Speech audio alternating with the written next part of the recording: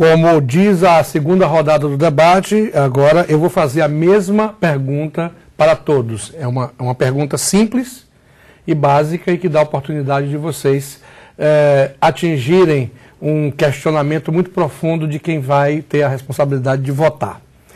Se vocês tivessem que selecionar uma única prioridade, se só fosse possível selecionar uma única prioridade em defesa dos interesses do brasileiro que vive no exterior, qual seria essa prioridade e por quê?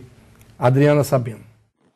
Bom, eu acredito que uma comunidade forte tem que acreditar na sua identidade, tem que gostar de si mesma. Então, a minha primeira prioridade seria manter as raízes brasileiras através de programas de manutenção de língua, manutenção de cultura, porque eu aprendi, nesses 13 anos como presidente voluntária do Centro Cultural, que a cultura é um instrumento poderosíssimo para abrir oportunidades em outras áreas, não em cultura. Oportunidades de prestígio e oportunidade de participação da comunidade brasileira. E eu elegeria esta a primeira prioridade, sem descuidar dos cuidados do dia a dia das comunidades. Esther Sanches. Eu acho fundamental a parte psicológica, a parte emocional.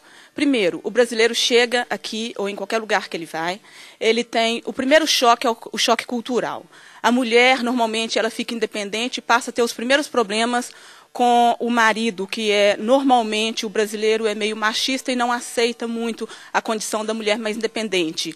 Uma família que não tem estrutura, o filho vai começar a sentir os problemas dessa família. Então, eu acho muito importante trabalhar na parte emocional, trabalhar na parte de choque cultural e trabalhar na parte de trazer o brasileiro de lá para cá, para que ele chegue aqui numa situação onde ele possa entender o país onde ele vive, entender a cultura e que possa também mesclar as duas culturas, a cultura de onde ele veio e a cultura de onde ele vive. Francisco Sampa. Bom, se fosse me dado o poder de fazer isso, eu lutaria por uma coisa chamada integração. Integrar o brasileiro de fato e direito. Deixarmos de ser um grupo para sermos de fato uma comunidade. Não uma mistura heterogênea como nós vivemos, mas uma mistura totalmente homogênea. Porque eu acredito que os brasileiros unidos homogeneamente, poderíamos lutar por muitas coisas, por legalização, por cultura, por uma série de coisas. Se fosse me dado esse poder, acho que é uma coisa que vai além da vida material, além do poder do homem, era integrar a comunidade de fato e direito, para que juntos, irmanados, de mãos dadas, pudéssemos construir uma grande nação brasileira formada por imigrantes aqui nos Estados Unidos. Josivaldo Rodrigues.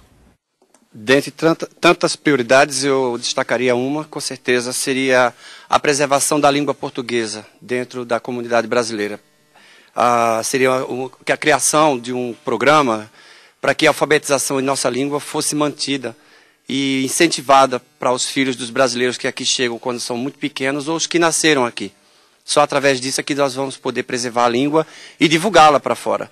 E também isso faria parte de um currículo, seria uma coisa extra no currículo dessas crianças. Eu acho que, prioritariamente, a continuação da divulgação da língua portuguesa, imprescindivelmente.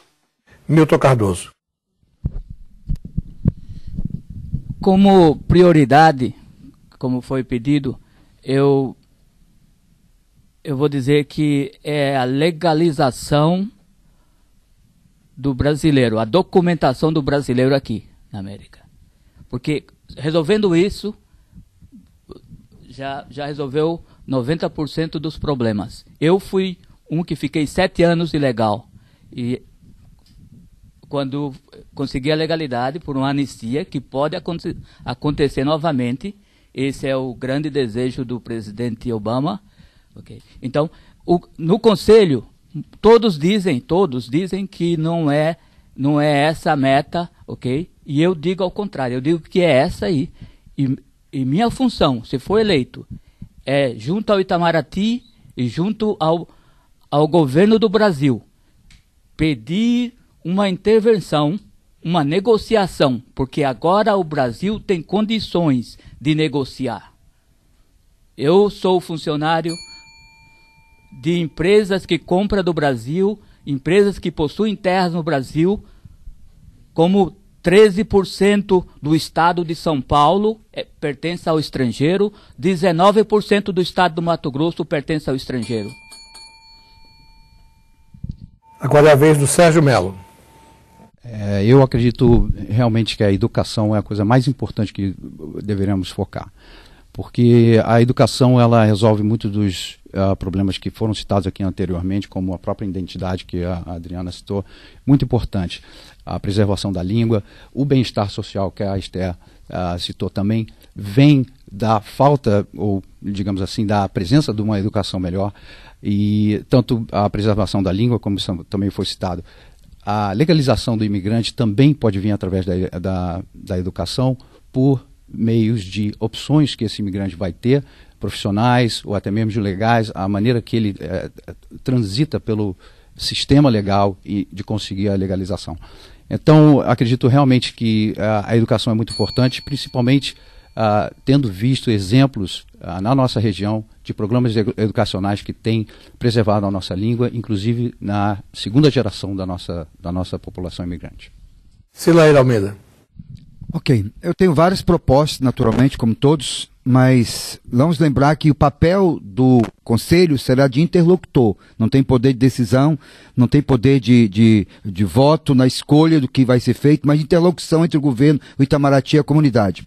Como são 2 anos de eleição, nesses 2 anos eu trabalharia para aproximar ainda mais o Itamaraty, o governo das comunidades. Como? Fazendo encontros regionais em todas as áreas do país, juntamente com os outros 3 que forem eleitos, fazendo encontros regionais para ouvir a comunidade. Dentro de ouvir a comunidade, eu creio que vamos cair na necessidade da Esther. A comunidade brasileira hoje nos Estados Unidos está na UTI emocionalmente falando. Só nos últimos 3 semanas eu lidei com um caso de suicídio de 2 ou 3 pessoas da nossa comunidade. Uma quase conseguiu se matar e o povo está desesperado por causa de legalização, por causa da necessidade de carteira de motorista. Enfim, eu aproximaria o Itamaraty das comunidades em todos os estados.